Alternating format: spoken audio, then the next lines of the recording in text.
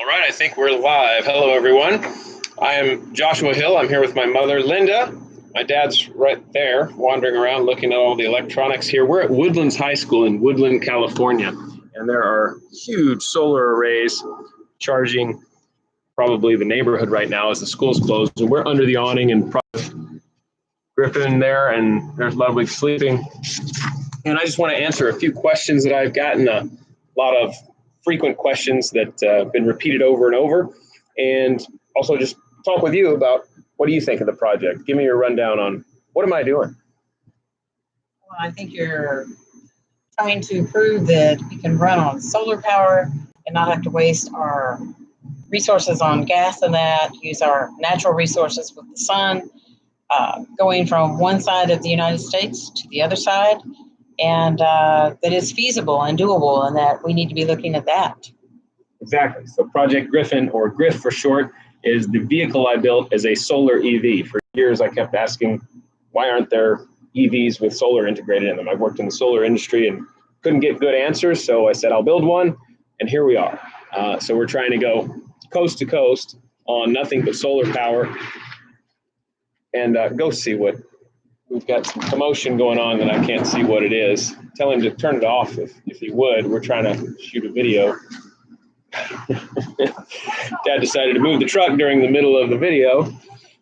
So anyway, we are going coast to coast. We've got a little family vacation right now. I flew Mom out just to hang out with Dad. He's doing the follow vehicle, which is right there. It's a Ford F-250 that I've even got some solar panels on it for auxiliary power and emergencies and spare parts, bolts. If you could, hey, Hunter, unless you're going to be on this, if you could keep it down.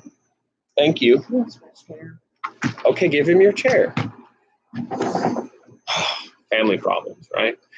So I would love to hear your take on kind of what your thoughts are on solar, any main questions that you have, and then I'll answer the questions that I've gotten from people already about solar and the truck and things like that. So what are your first questions whenever I told you what I was planning to do? First question was, what if it's cloudy all day, you hit storms, are you going to be stuck there? How are you going to get through areas that there's a storm? Like now we have Cristobal going on. Right. In Florida, there's a tropical storm. It's New Orleans, actually, but it's affecting Florida. There's a storm. 5 states it affects. Right. So the answer to that is also a frequently asked question, and it's that even though there are clouds, there's still solar power coming through. Anytime there is light, anytime you can see, if it's daytime, there is solar power coming. That's what allows you to be able to see. So even though there's a cloud, there's power coming through. Not as much as if the sun were unobstructed. If there were no clouds, that's better. So will I be stuck? Probably. It'll still be charging the truck, but at a much lower rate. Maybe even, during a hurricane, it'll take 3 days or 4 days to get the same amount of charge as one sunny day. So clouds obviously affect solar, as does shade. You don't want to put solar panels on your roof underneath a tree, and will be hindered if there is bad weather. But that's one of the reasons the timing is so important, and I had to get on the road, as I want to be doing it during the sunniest part of the year, right towards the summer solstice, where I have the most sunlight and the hottest time of year, of course, but should have the most hours of sun. I'm figuring 10 hours on some days. I mean, this morning in Northern California, the sun came up at around 5:30 a.m., and it doesn't get dark until 9. So there's a lot of sun. There's a lot of chance for the sun to come out behind clouds. So if there's a storm, hopefully it's only an hour or two. The other part of the answer to that question is that the truck doesn't need to charge every single hour of every single day. I can probably go on limited range. I won't be stranded necessarily because of the storage. We've got 80 kilowatts of storage as the drivetrain on the truck. And so the main truck is a Smith Newton designed by Smith Electric, built in Kansas City. That's also a frequently asked question. Where was it made? It's a U.S. made truck. It's built in Kansas City. I don't know if it's Missouri or Kansas, depending on which side of the river they're on.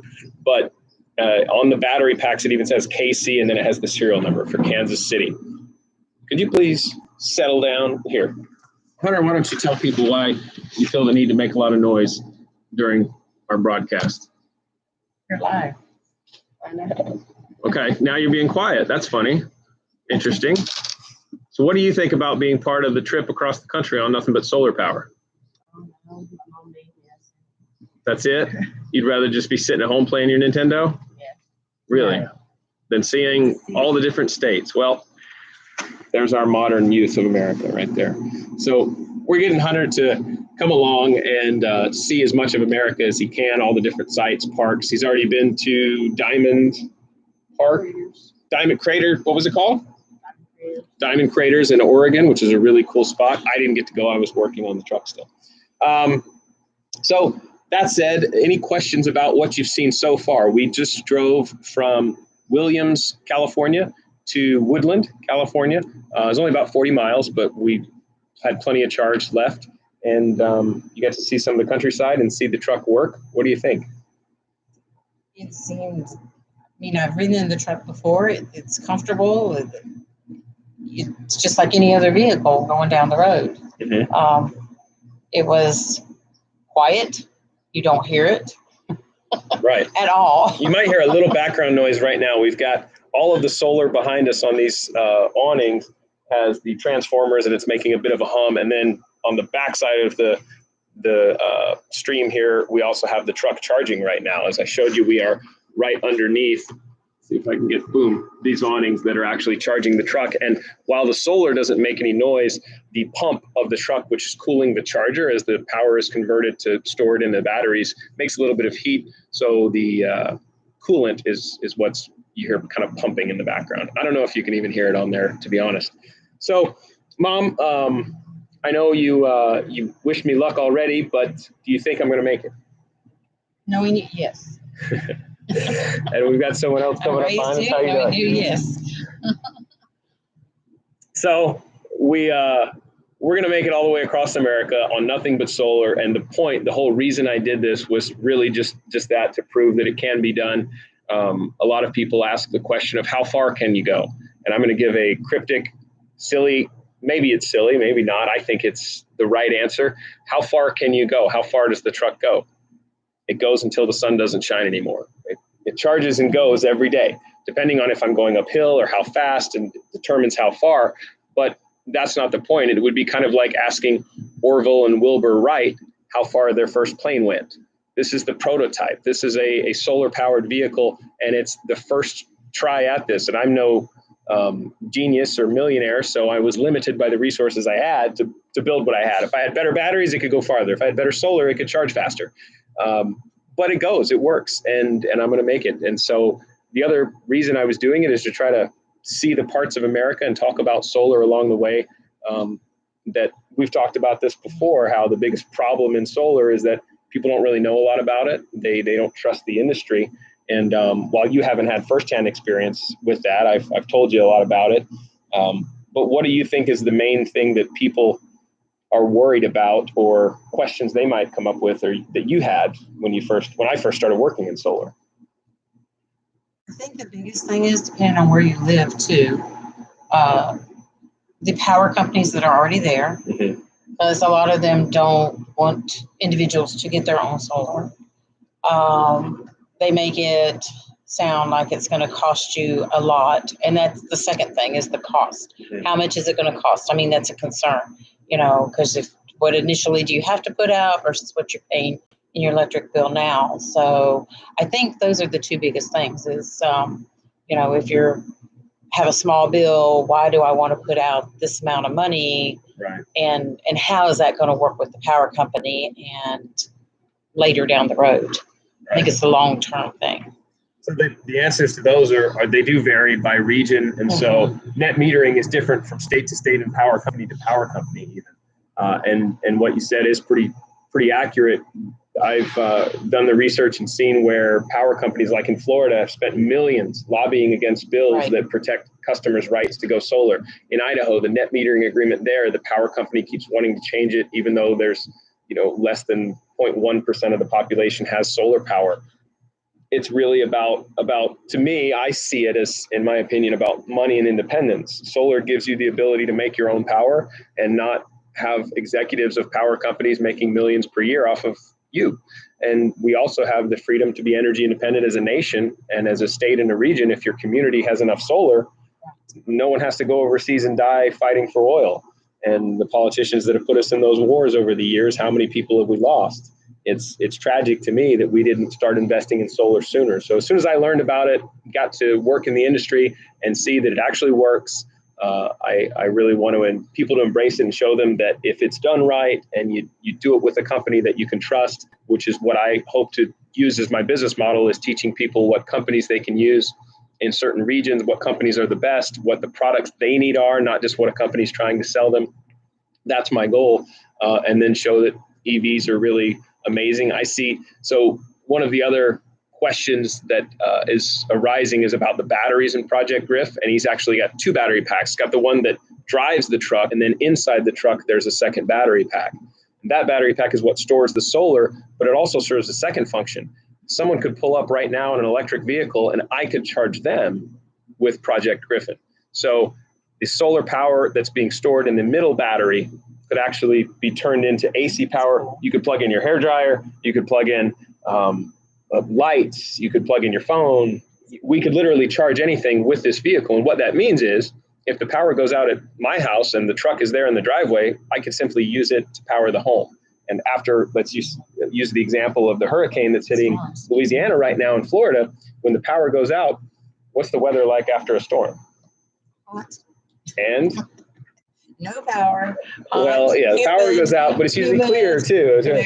Once the storm passes, there's no clouds. They were all sucked up. After the rains go by, you've got sunshine and heat. Right. And so if you had solar, you would have power. And that's really the really cool thing about it, is that anytime the sun shines, you have power. And at night, that's a solar frequently asked question, is that, what do I do at night? Well, you either need the grid, which is great. We all do need the grid. We just don't need to pay an arm and a leg to, people making a lot of money off of us for the grid. The homeowners typically pay more than the big business owners, which is why distributed generation is better in the cost aspect. But we have the grid to supply us at night, but also batteries. Batteries are coming. And I believe if we have enough EVs, again, the solar shines during the day, my truck charges at night. If the power's out, my truck is the battery, in the truck is the power for the car. So we can do a lot of things with solar, a lot of things that are yet to be done, like what I'm doing and traveling across the country with solar. Mom, any final thoughts? No, I think it's open to the world. I mean, people should be looking at it, and it's endless. Right. Possibilities. Till the sun runs out, which I hear is about 2 billion years, give or take, we're going to have power from the sun. And if you own your own solar panels, if you have an EV, all of your fuel, all of your power used in your home is yours. You get to control it, you get to supply it, and the panels last for 20 to 30 years. Typically 25 and 30 years is the warranty.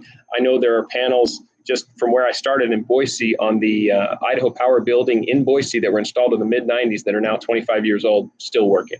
And they were installed by the power company. Another note, something that came up, someone asked a question about a recent movie called Planet of the Humans. Have you seen that yet? It's a documentary, and it kind of bashes renewable energy. And it was from a gentleman who was a renewable energy fan. And then as he learned more and more, he kind of lost faith in it. Yeah, and kind of turns against it with this movie, and it doesn't leave a lot of hope. But in the movie, two things I want to point out about solar specifically is that the movie is correct in that big business has taken a lot of the money and corporate greed and profit has driven some solar investment, specifically in solar farms that are owned by the utility. And that's the second point, is in that movie, they go to a solar installation that's, I think, 10 years old, maybe 12 years old. And I want to say it's in Michigan, but it's a very old system, and the panels are really, really not even comparable to what they were a few years ago. So today's panels, I'll just show you the ones right above that are on Project Griffin. Those are bifacial modules, and the ones right here on the awnings are 365 watts. The ones on the roof are actually 400 watts. So if I could get panels just like the ones on the roof all the way around, I could boost my efficiency 10% right now. And the panel that you're looking at here, that's my table, this is just an old panel that was underperforming, that was taken from a warranty and a warranty claim taken off a roof, but it still works. If I put it in the sun, it would make a few hundred watts. It wouldn't make what it's rated at, but it still works. But as the technology keeps getting better, the feasibility of vehicles like what I have and just implementing solar onto car roofs, electric vehicle roofs is endless. It gets better and better. Battery technology is going to keep getting better. So in the next 5 years, I hope this works. And I want you guys to encourage our legislators, politicians, power companies, and just each other to invest in solar, because it does pay off right now. That was a point you made, the initial cost. It's like buying a car. And most people don't buy their car with cash. They pay for it monthly. Solar works the same way, but the beautiful part about solar is instead of paying for it all at once, you pay for it monthly. That monthly expense is actually paid for usually, and sometimes even less than your power bill was. So if you're paying $200 a month for electricity, you pay $180 a month for your solar panels, you're saving $20 a month because you're not paying the power company for power. You have your solar, and in a few years it's paid off and you're making money. And so that's really the beautiful part about solar is there is an upfront cost. Whatever it is, $15 or $20 or $30,000. I mean, I've seen projects on homes, big homes, over six figures. If they have big power bills, you can just imagine a $500 a month power bill, that's $6,000 a year. And that's a lot of money over 10 years with power rates increasing as they have historically.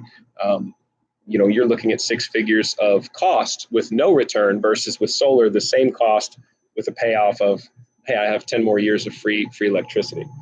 Mom, thanks for coming out. Thanks for joining. I know you're kind of shy.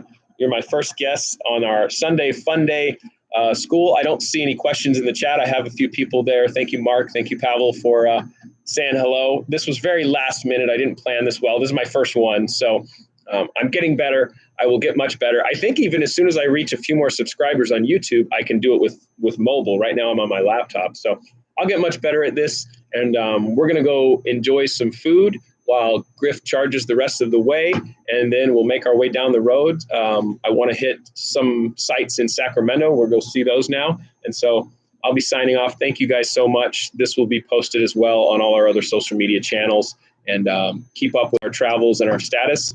And I'll have more in-depth information if you want to check it out on awakensolar.com as soon as I update the website. There's been a lot of adversity and things that we've built and tweaked over the last few weeks that are really interesting, at least to me. I'm a nerd. So hopefully you like it. Mom, final thoughts? Wish us luck. Bye, everybody.